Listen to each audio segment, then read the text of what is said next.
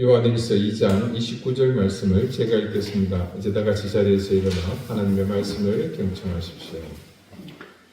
너희가 그가 의로우신 줄을 알면 의를 향하는 자마다 그에게서 난 줄을 알리라. 아멘. 자리에 앉으시기 바랍니다. 하나님께서 이 말씀으로 우리에게 은혜 주시기를 원합니다. 요한일서가 기록된 배경에 대해서 잠시 떠올려 봅시다.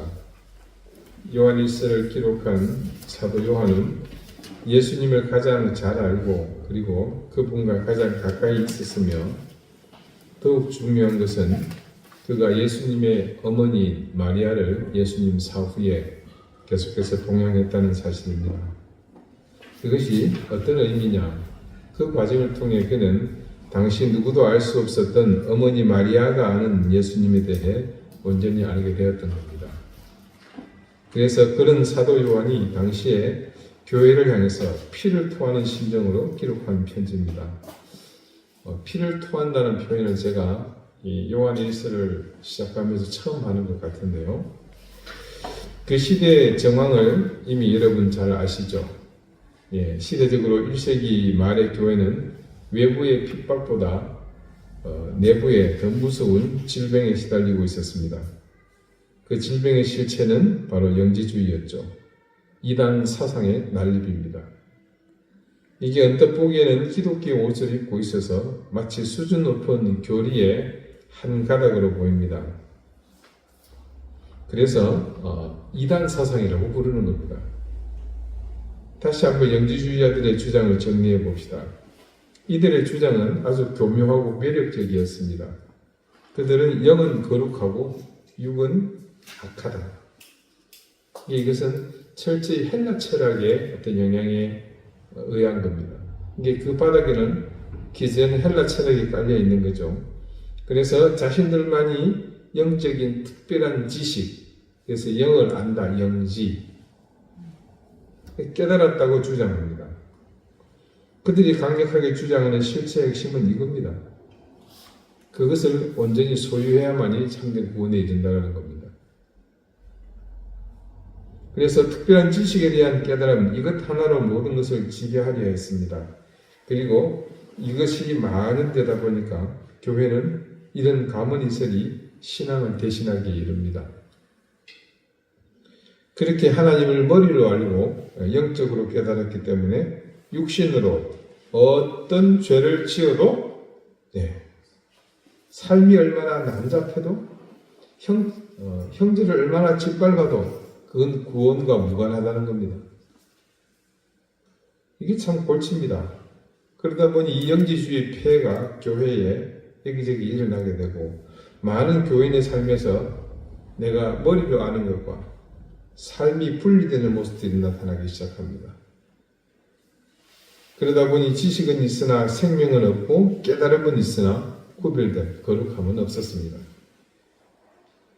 정말로 사도 요한이 얼마나 골머리를 앓았을지 피를 토하는 심정으로 이 편지를 기록했는지 충분히 짐작이 됩니다. 근데 사실 우리가 옛날 사도 요한 걱정하고 있을 때가 아닙니다. 우리가 사는 지금 2000년 이후의 삶도 별로 나아진 게 없거든요. 그 시대의 오류를 말씀을 통해 접하고 많은 교회가 2000년의 세월 동안 배우고 깨닫고 또 가르쳤을 텐데 모양만 바뀌었을 뿐 시대마다 이런 일들이 생생하게 살아났거든요. 2000년 전 에베소를 위시한 그 지역에 교회를 병들게 했던 이 영지주의 망령이 오늘날은 값싼 은혜라는 이름으로 교회 예배당 주변을 배회합니다. 머리로 교리를 동의하고 입술로 구원을 고백했다는 사실 하나만으로 모든 영적인 긴장을 놓아버린 나태한 신앙들, 내가 믿고 싶은 대로 믿고 세상의 방식을 한치도 양보하지 않으면서도 스스로 하나님을 아는 사람이라고 자위하는 얄팍한 영적 기만, 그런 것들로 가득 찬 교회의 민낯이 바로 오늘날 나타나고 있는 또 다른 모습의 영지주의의 실체입니다. 이런 영적 위기 속에서 예수님의 가장 가까운 곳에서 그분의 숨소리, 심장 소리를 들었던 사랑의 사도 요한은 오늘 이 말씀을 통해 우리 영혼에 무거운 진리를 선포합니다. 너희가 그가 의로우신 줄을 알면 의를 행하는 자마다 그에게서 난 줄을 알리라. 이 짧은 한 구절은 인간의 종교적 노력이나 윤리적 다짐을 요구하는 구절이 아닙니다. 이것은 생명에 관한 엄중한 선언입니다. 어떤 생명인가? 그것은 조금 있으면 알게 됩니다. 사도 요한은 본문의 시작을 너희가 그가 의로우신 줄을 알면이라고 시작합니다. 여기서 안다고 말하는 것은 거짓 교사들이 자랑하던 지적이고 철학적인 깨달음이 아닙니다. 여기 우리말 알면으로 번역된 헬라어 에이데테의 원형인 에이도는요, 인식하고 보고 생각하고 인지하다라는 그런 의미입니다. 단지 그들이 주장하고 그 이상한 소리를 지식으로 습득하는 것과는 다른 차원의 알미인 거죠. 요한은 앞서 요한 1서 1장 5절에서 하나님은 빛이시라, 그에게는 어둠이 조금 더 없으시다라고 선언했습니다. 자, 이 말씀을 조금 더 깊이 생각해 보면 우리가 하나님의 본질을 어떻게 이해해야 할지에 대한 방향을 알 수 있습니다. 여러분, 그분의 의로우심에 대해서 생각해 보십시오. 과연 어떤 것으로 그 의로움에 대해서 해를 끼친다거나 혹은 티끌만큼이라도 그것을 오염시킬 수 있는 것이 과연 있겠습니까? 그분의 의로우심은 티끌만한 불이나 더러움, 이 거짓이 섞일 수 없는 절대적인 의로우심 그 자체입니다. 하나님의 이 의로우심을 요한은 잘 알고 있었거든요. 그래서 여기에서 요한이 말하는 안다는 것은 이 눈부시도록 거룩한 빛 앞에 자신이 노출되어 본 경험을 의미하는 겁니다. 상당히 은유적인 표현입니다만 뭡니까? 진리 앞에서 자기가 그 진리를 철저히 알고 깨닫고 경험했다는 거죠. 그러므로 요한의 알은 어떤 것으로 오염시킬 수도 없거니와 그 순수성을 해할 수 없는 온전한 하나님의 의의 빛이 자기 영혼을 비추었을 때 자신 속에 있는 어둠이 얼마나 처참한지를 깨달았던 그 경험을 여기서 말하는 겁니다. 이 깨달음은 그래서 이제 자신의 한계를 인정하고 하나님의 손에 온전히 맡기는 것 외에는 다른 길이 없다는 것을 알게 되었기에 그 손길에 자신을 던짐으로 빛이신 하나님과 인격적으로 연합되는 그런 본질적인 알인 겁니다. 자, 여러분, 이 속에서 묘한 뉘앙스가 있죠. 그거는 내가 배우고 공부하고 수련해서 아는 알이 아니라는 그런 그 전제가 있는 것 같죠. 자, 거짓 교사들은 나는 하나님을 안다라고 떠벌리면서도 본질은 뭡니까? 여전히 어둠 속에서 죄를 짓고 즐겼거든요. 그래서 뭡니까? 육신이 짓는 죄에 대해서는 그들은 아주 태평했습니다. 내 거룩한 영혼, 알고 있는 지식이 죄를 짓는 게 아니기 때문에 그거에 대해서 그 사람들은 방관하고 있는 거예요. 2000년 전에 2000년의 기독교 역사가 온전히 증명하는 사실, 여러분, 이때까지 난립했던 모든 이단 사상치고 그것이 의롭고 거룩해서 구별된 모습으로 세상에 길감이 된 적이 있었습니까? 네. 항상 이단의 창궐에는요, 그 이면에 물질과 쾌락에 대한 어두운 탐욕의 그림자가 짙게 함께 드리고 있지 않았습니까? 그래서 요한은 이에 대해서 2장 4절에서 단호하게 정죄했습니다. 그를 안오라 하고 그의 계명을 지키지 아니하는 자는 거짓말하는 자요 진리가 그 속에 있지 아니하되. 여러분, 하나님이 의로우시다는 사실을 그 막연히 아는 것. AI에게 물어봤어요. 하나님은 의로우시냐? 네, 그렇습니다. 그분은 의로우십니다. 그렇게 아는 것은 신앙이 아닙니다. 왜요? 예수님께서 말씀하셨잖아요. 또 마귀도 그걸 잘한다고요. 요한이 말하는 참된 알은요, 생명이 비치신 하나님께 접촉되어서 내 영혼의 질감이 변화되는 사건입니다. 이 인격적인 알미 없다면 우리의 신앙은 허공을 치는 소리에 불과합니다. 그래서 요한은 이어서 가장 핵심적인 진리를 던지죠. 그에게서 난 줄을 알리라. 자, 아까 새로운 생명에 대해서 뭔가 여러분에게 말씀을 드린다고 했죠. 자, 여기서 우리말 난 줄, 즉 태어났다는 의미로 번역된 헬라어 게겐네타이는요, 단순히 어떤 핏줄로 태어났다, 어디에 속하게 되었다는 그런 의미의 변화가 아닙니다. 게겐네타이는요, 낳고 잉태하고의 뜻을 지닌 겐나오의 완료 수동태형입니다. 완료 수동태는 자력으로 무엇을 달성한 것을 말하는 것이 아니죠. 자, 여러분 아까 요한이 하나님의 빛과 어떻게 됐다고요? 네, 하나가 되면서 그가 거룩하게 되고 생명을 얻게 되었다는데 그게 그 알미 자기의 노력, 자기의 의지가 아니었다고 그랬죠. 그걸 의미하는 이 뜻이 이 게겐네타이라는 단어 속에서 그대로 묻어나는 겁니다. 그러니까 이 게겐네타이를 사용한 것은 완료 수동태를 겐나오로 사용한 것은 한마디로 내가 노력해서 착해진 것이 아니라 하나님에 의해서 새 생명으로 태어났고 그 생명의 상태가 과거부터 지금까지 흔들림 없이 유지되고 있다는 그런 뜻입니다. 사도 요한의 그런 의도를 가장 명확하게 보여주는 구절이 이제 앞으로 보게 될 3장 9절입니다. 하나님께로 난 자마다 죄를 짓지 아니하나니 이는 하나님의 씨 뭐가요? 하나님의 씨가 그의 속에 거함이요. 요한은 이것을 뭐라고 불렀느냐? 하나님의 씨라고 불렀습니다. 자, 어떤 나무든 그 씨앗을 심으면 그 씨앗이 나고 자라면 반드시 그 나무가 나오죠. 사과 씨앗을 심었는데 포도나무가 나오지는 않습니다. 아무리 환경이 척박하고 또 영양이 과잉이 된다 하더라도 어쨌든 튼실하든 부실하든 나오는 그 싹은 반드시 그 나무의 씨에서 나온 그 나무가 나올 수밖에 없습니다. 생명의 법칙은 속일 수 없죠.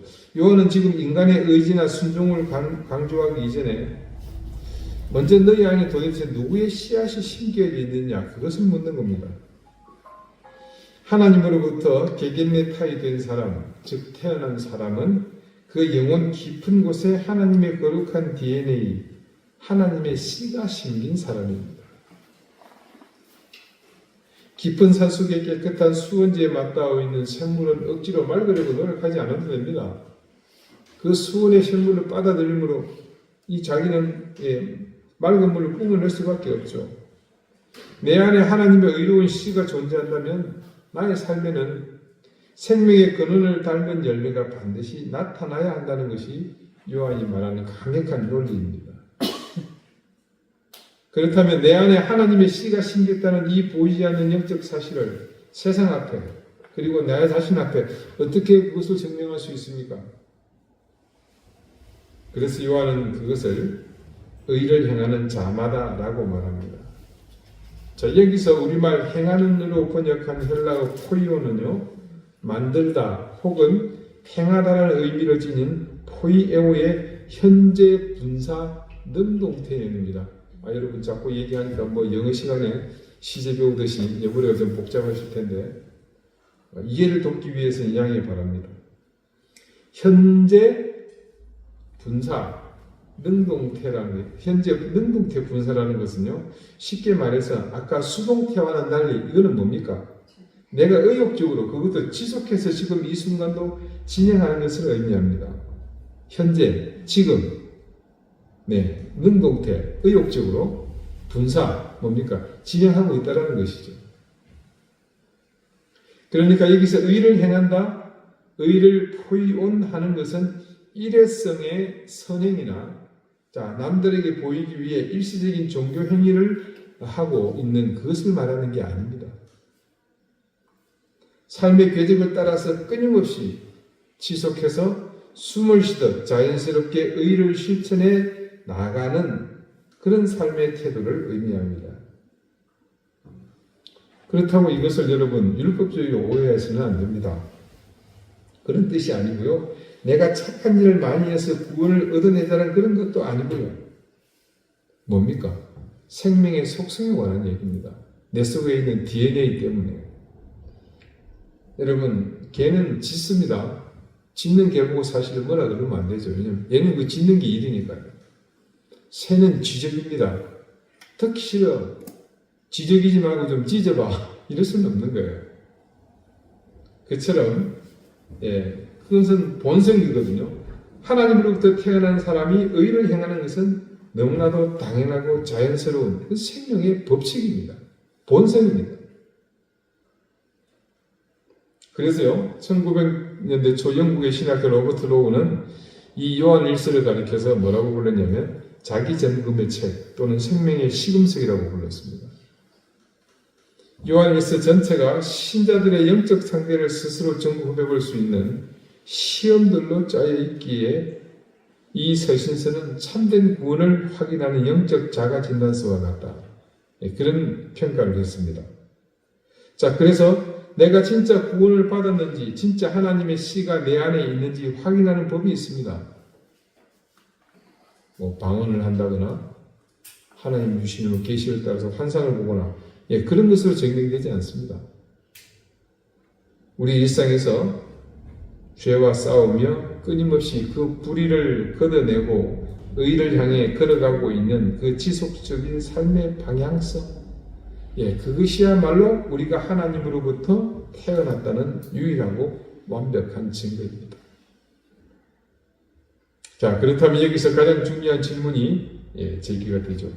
요한이 이토록 피를 토하며 강조하는 의, 우리가 지속적으로 행해야 할 그 의로움의 실천은 대체 무엇인가? 바리새인들처럼 안식일의 규정을 철저히 지키는 종교적 엄숙함이 그 의로움인가?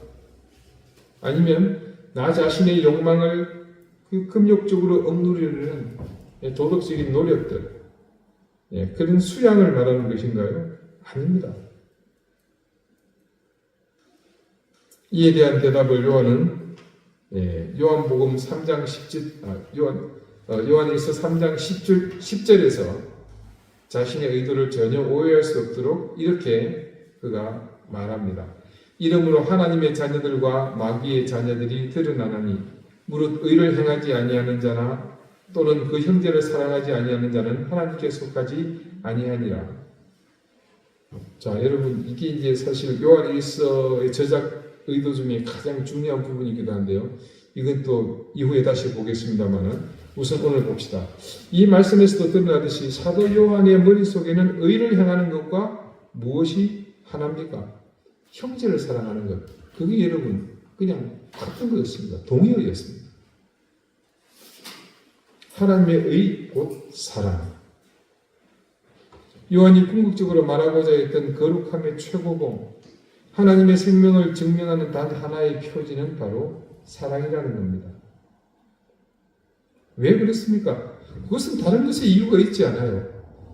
오로지 하나님은 사랑이시기 때문입니다. 하나님은 본성 자체가 사랑이십니다.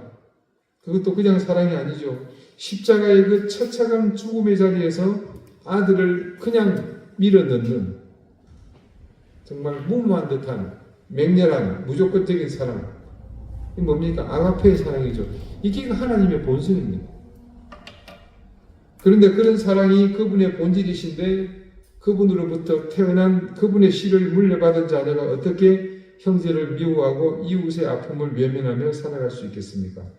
그것은 생명의 법칙상 불가능한 일입니다.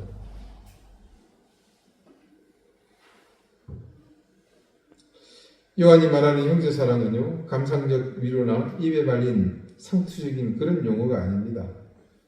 그래서 요한일서 3장 16절에 이렇게 선포합니다. 그가 우리를 위하여 목숨을 버리셨으니 우리가 이로써 사랑을 알고 우리도 형제들을 위하여 목숨을 버리는 것이 마땅하니라. 아까도 말씀드렸습니다만 영지주의를 외쳤던 그 거짓 교사들은 높은 영적 지식을 가졌다고 자랑을 하지만 가난하고 병든 형제들을 외면했습니다. 멸시했습니다. 자기 자신이 스스로 더럽고 추한 욕망으로 얼룩져 있는데 어떻게 그런 인간을 통해서 참된 지식이, 심지어 그들이 말하는 영적 지식이 그들 안에 머물 수 있겠습니까? 깨끗하고 투명한 창문이 태양빛을 방안으로 온전히 들여보내기 위해서 그 창이 해야 할 일은 딴 거 없습니다. 자기 표면을 깨끗하게 하는 거죠. 먼지를 집어내고 뭔가 색깔이 칠해져 있으면 그것을 벗겨내는 겁니다. 창문에 먼지가 앉을수록 때가 낄수록 빛은 차단됩니다. 같은 이유로 색깔을 입히는 것도 그렇습니다. 신앙도 마찬가지입니다.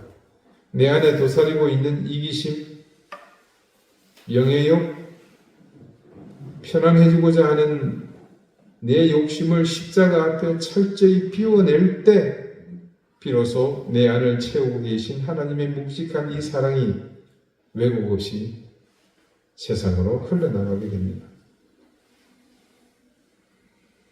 사랑은 내 것을 주장하는 것이 아니라 하나님의 뜻 앞에 내 고집을 꺾는 순종입니다. 이웃을 섬기기 위해 나의 기득권을 내려놓는 희생입니다. 이런 순전한 순종만이 오늘날 시끄러운 교회를 잠잠하게 하고 세상의 조롱을 경외감으로 바꿀 수 있는 유일한 능력입니다.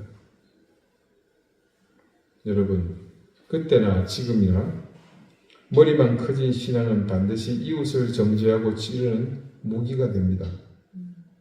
하지만 요한은 외칩니다. 진짜 하나님의 씨를 가진 자는 십자가에서 목숨을 내어주신 하나님의 그 무겁고 처절한 사랑을 일상에서 형제를 향해, 이웃을 향해 흘려보낸다고 말입니다. 나의 손해를 감수하고 나의 시간을 내주고 헐벗은 이웃의 손을 잡아주는 구체적인 삶의 열매가 없다. 그렇다면 그 사람의 입술을 통해서 나오는 그 어떤 화려한 신앙의 언어도 사실은 모두가 거짓말입니다. 자, 처음 요한이 그 시대의 교회들에게 이 편지를 써야 했던 상황을 다시 상기해 봅시다. 우리가 살고 있는 이 시대가 그때와 전혀 다르지 않다는 저의 말, 요한 걱정할 때가 아니라고 했던 저의 말을 가볍게 듣지 마십시오. 2000년의 세월이 흘렀지만 모양만 다를 뿐 여전히 이 시대에도 그것이 답습되고 있는 현실은 어쩌면 여전히 우리 가운데 하나님의 의와 우리 욕망이 힘결비를 하고 있기 때문이 아닌가, 저는 그렇게 생각합니다. 사도 바울도 고백하지 않았습니까? 내 속에 두 가지가 싸우고 있는 그 형편을 말입니다. 근데 그 싸움이 2000년 전에도, 1000년 전에도, 500년 전에도, 100년 전에도, 10년 전에도, 그리고 지금도 여전히 진행형입니다. 2000년의 교회 역사가 이어지는 동안 그런 구도가 완전히 무너지지 않고 여전히 하나님의 뜻을 향한 인간의 어리석은 저항이 사라지지 않았기 때문에 요한의 외침은 여전히 현재 진행형이라고 봅니다. 지금 이 시대에도 가장 힘든 것은 무엇보다 믿음에 대한 그리스도인들의 자세에 있다고 저는 봅니다. 우리는 오늘 내가 믿고 싶은 대로 믿고 있는 것을 전적으로 신앙이라고 또 그것을 믿음이라고 생각하면서 살고 있는 시대에 삽니다. 오늘 요한의 외침은 그런 나태한 신앙의 경종을 울리는 진리의 외침입니다. 여러분, 우리 기독교는 단순히 교리를 외우고 그래서 그 교리에 따라 그 교리가 인도하는 곳으로 소위 천국으로 가는 티켓을 확보하는 가벼운 종교가 아닙니다. 예전에는 그런 소리 많이 들었어요. 교회 갑시다. 아이, 나는 우리 마누라가 교회 잘 다니고 있어서 나중에 천당 갈 때 치마 자락 잡고 가면 됩니다. 천만의 말씀. 절대 그런 일은 없습니다. 기독교 신앙을 가진다는 것은요, 단순한 종교 생활이 아닙니다. 우리가 편의상 종교라는 영역으로 이것을 카테고리화 시켰을 뿐이지, 여러분, 우리가 믿음 생활하는 것이 종교 생활로 그치는 것 같습니까? 이 믿음 생활은 여러분 삶의 온전한 헌신을 요구하잖아요. 내가 숨 쉬는 것부터 눕고 일어나고 먹고 마시는 모든 것들, 모든 사람들과의 관계 속에서 이어지는 모든 삶의 영역을 지배하는 것 아닙니까?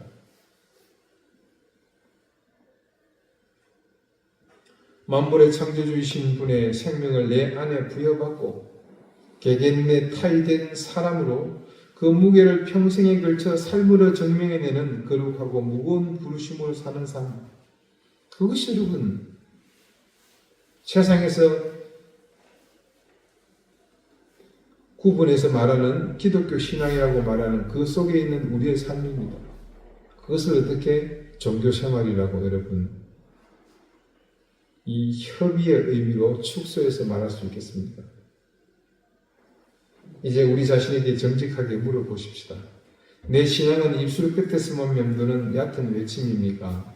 아니면 깊은 뿌리에서 나오는 묵직한 순종입니까?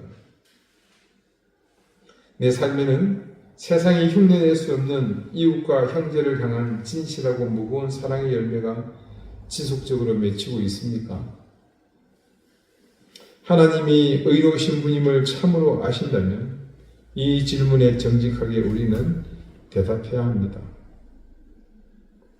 이기적인 자아의 고집을 꺾고 묵직하고 정통성 있는 하나님의 사랑을 삶의 한복판에서 온전히 흘려보내는 그런 투명한 통로가 되기를 이제 우리 각오하고 결단합시다. 그렇게 철저한 순종과 사랑으로 하나님이 진정 여러분 하나님으로부터 다시 태어난 거룩한 자녀임을, 우리가 그렇게 개개인의 타이된 존재임을 세상 앞에 당당히 증명해내는 그런 복된 삶을 살아가시기를 간절히 소망합니다. 기도드리시겠습니다.